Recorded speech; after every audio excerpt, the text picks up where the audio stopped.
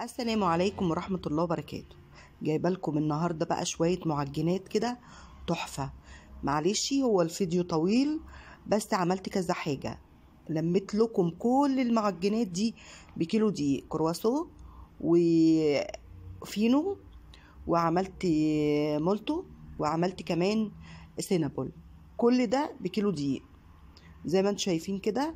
هنعمله سوا مع بعض بطريقة سهلة جدا وهتطلعي عجينة تحفة. بصوا دي طبعا مقلية.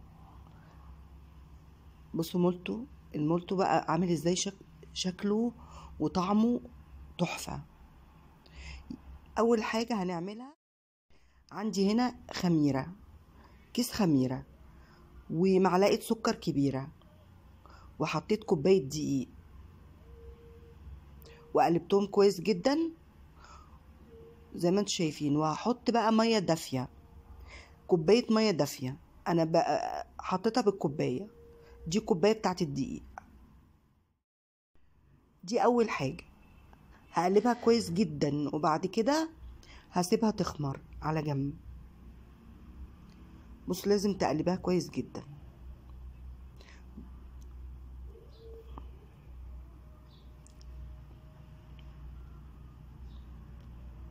عشان ما يكلكعش معاكي. تغطيها بقى، لازم تقلبها كويس جدا وبعد كده نغطيها ونسيبها لحد ما تخمر.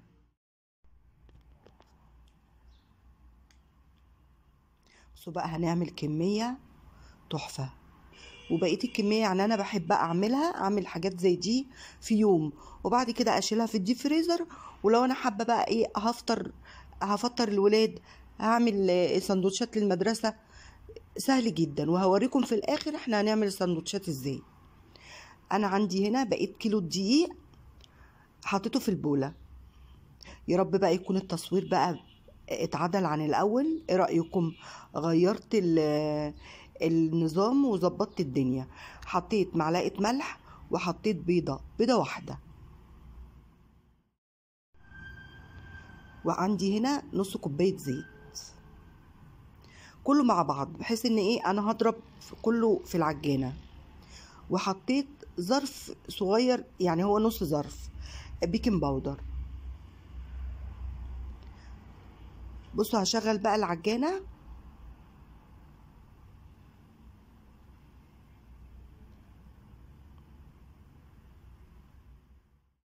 هضرب بقى المقادير دي كلها، البيض مع الزيت والدقيق، هضربهم كويس. وبعد كده ايه ابص بقى على الخميره بتاعتي. بصوا عامله ازاي، ما شاء الله خمرت حلوه قوي.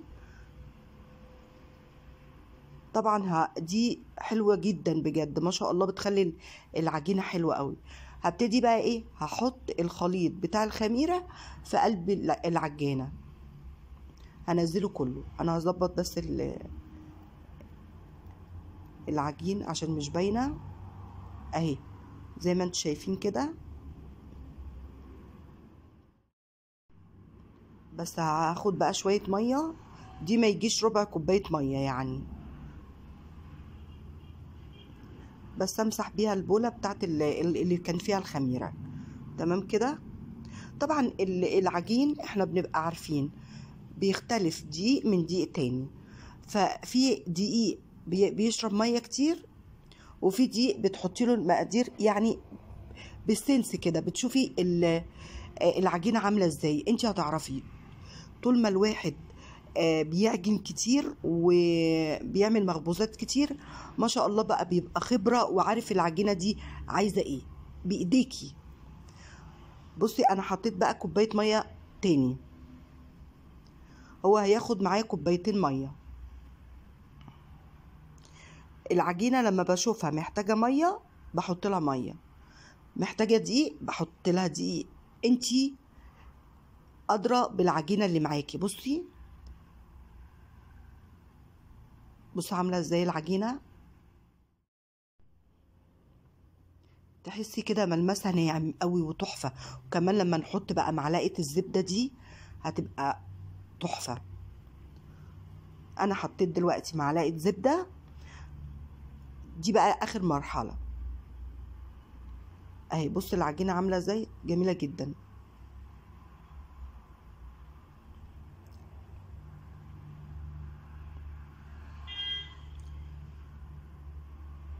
كده بقى هشيل العجينه كده، خلصت.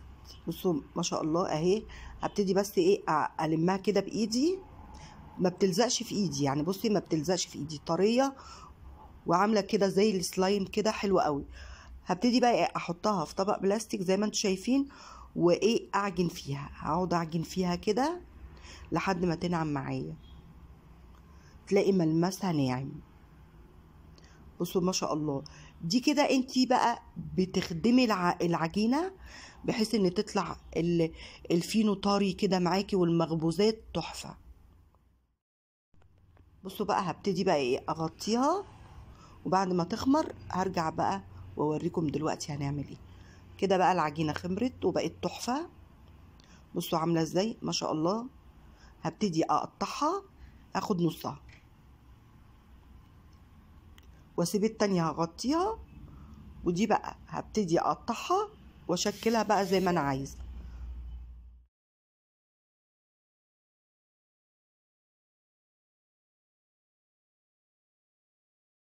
كده انا بعملها كور صغيره، وهوريكم بقى انا هعمل الكرواسو ازاي. هيبقى طريقه سهله يعني، هو في كذا طريقه. لو انت حابه تعملي الطريقه اللي انا هقول لك عليها دلوقتي، وفي طريقه تانية. بس دلوقتي زي ما انتم شايفين اعمل كور للعجينه واسيبها ايه ترتاح. وهاخد اول كوره عملتها ارش رشه دقيق، اول كوره عملتها عشان تكون استريحت ريحت شويه. هفردها.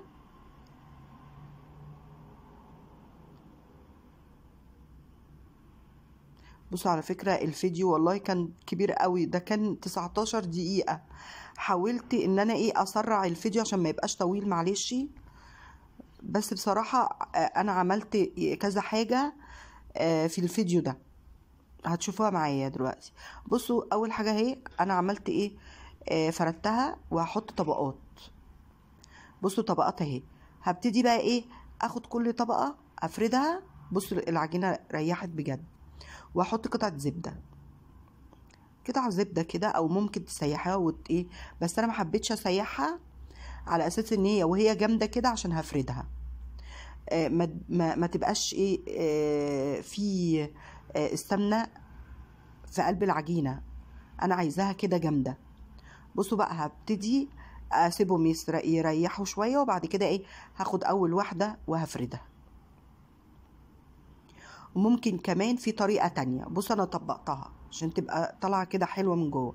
طبقتها وبفردها زي ما انتم شايفين، وبطبقها تاني واسيبها تريح. عارفين بقى انتم ممكن تعملوها مفرودة قوي، وتحطوا الزبدة، وبعد كده تلفيها رول وتقطعيها وتعملي او كمان تقطعيها كور كور كور، وتعمليها مثلث الكوره.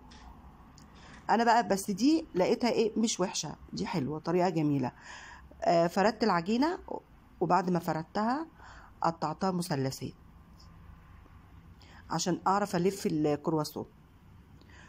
وهنحط بقى الهوت دوج اللي احنا ايه اللي انا نزلته لكم. والله العظيم تحفه تحفه تحفه يعني. لو تعمليه كمان مشروع يعني. دلوقتي في الناس كتيرة قوي بتحب تاكل من البيت اكتر من ان هي تاكل من بره. البيت مضمون جدا يعني. انا عن نفسي هاكل من حد احسن من ان انا هاكل من مطعم. ممكن والله تعمليه مشروع. الحاجات دي اللي انا بنزلها كتير طلبوها مني ان انا ابيعها، واكترية صحابي بيحبوني ان الحاجات ديت ياكلوها مني، وبيقولوا لي انت ازاي ما عملتيش لحد دلوقتي مشروع. والله العظيم بجد حاجات بتبقى حلوة جدا جدا. بصوا الهوت دوج ايه رأيكم؟ ده لو اتعمل واتحط في اكياس واتباع هيبقى حاجة بجد نضيفة. شوفوا احنا بقى بنسمع بلاوي، وكمان ستات البيوت بيبقى عندها ضمير، يعني بيبقى عندها ضمير وبتراعي اكل عيشها. انما المطعم بقى معلش كله هيجي ياكل وبيبقى مش ملاحق، فعايز ايه انا بصراحه مش هتكلم في الحاجات دي، انتوا اكيد عارفين. بصوا بقى الكرواسوس ده بقى ايه؟ المولتو اللي انا بقول لكم عليه، عملته قطع صغيره، وعملت الكبير اللي انا وريته لكم، سبته بقى كده ايه، بسيب الحاجه كده بعملها وبرصها في صينيه مدهونه ايه، زيت. بس الصغير ده هوريكم هنعمله ازاي. زي ما انتم شايفين، بصوا عملت، حطيته كده. ده كل ده بقى ايه، هتلاقيه بعد التخمير هيكبر كده وحجمه هيتضاعف بقى، ما شاء الله بجد. خير خير خير، يعني انتي بتدخلي في بيتك بركة وخير في البيت المعجنات دي. وكمان بتطلع الطاقة السلبية، كتر العجين والحاجات ديت بتطلع الطاقة السلبية. انا هنا بقى هعمل ايه؟ السينابول. فردت العجينة وحطيت عندي هنا ايه، طبق فيه قطعة زبدة وثلاث معالق سكر ومعلقة قرفة، وحطيت معلقة عسل اسود، عشان طبعا احنا بنحط دي سكر اسمر. فانا حطيت البديل معلقة عسل اسمر. بصوا انا بدهن كده، بعد ما دهنت العجينة بلفها رول.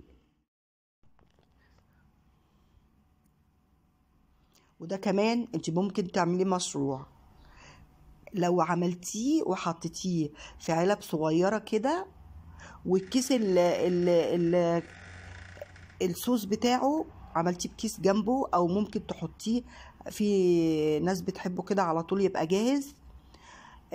وبيعتيه كمان في الاماكن بتاعت عربيات القهوة، تتفقي معاها وتقولي لها انا عايزه ابيع قطع كرواسون، وتدوقيها الاول، ولو شافت حاجتك وعجبتها ممكن دي فكره حلوه. بخلص بقى الكميه. بصوا انا خلصت الكميه كلها، هي دي عملت شويه. وهنا بقى الكرواسون، بصوا بعد ما خمر هبتدي بقى ايه، عندي هنا بيضه، هبتدي بقى ايه ادهن بالبيض الوش بتاع الكرواسون، بيض وشويه لبن، يعني شويه صغيرين.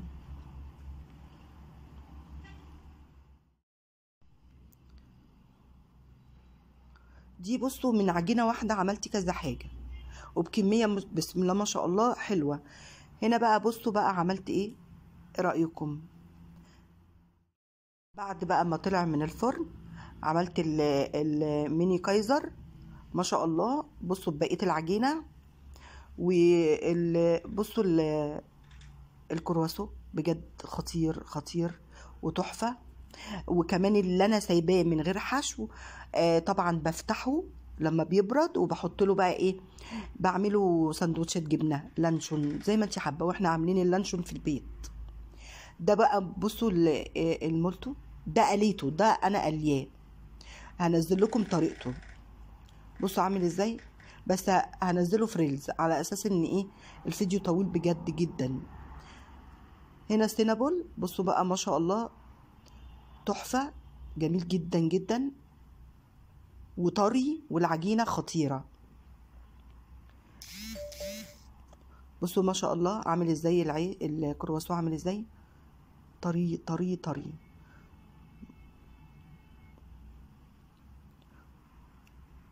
ما شاء الله العجينه جميله جدا جدا. هنا بقى انا عامله بعد ما فتحته، بصوا باين الهوت دوج ازاي وطعمه خطير. بصي والله لما بتعملي الحاجه بايديكي بتبقى حلوه، وبتبقى كمان ضمناها وفيها بركه.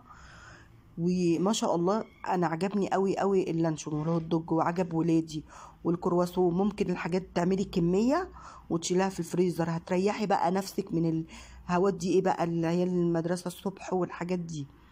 انتي حتى لو مش قادره تعملي حاجه فهتقولي للاولاد طلع وسيبها شويه هتفك واعمل اي ساندوتش.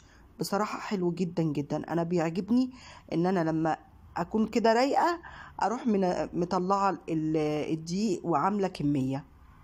بصوا ما شاء الله الفينو عامل ازاي، بجد خطير. بقيت اعرف ملمس العجينه بجد ما شاء الله حلو جدا. كده بقى ايه، بقيت الكميه باخد كميه. بصوا بقى الجمال، بصوا بقى الجمال. ده اللانشون اللي انا كنت عاملاه. وزي ما قلت لك انت ممكن تعملي التوست بالجبنه. يا رب النهارده يكون الفيديو عجبكم.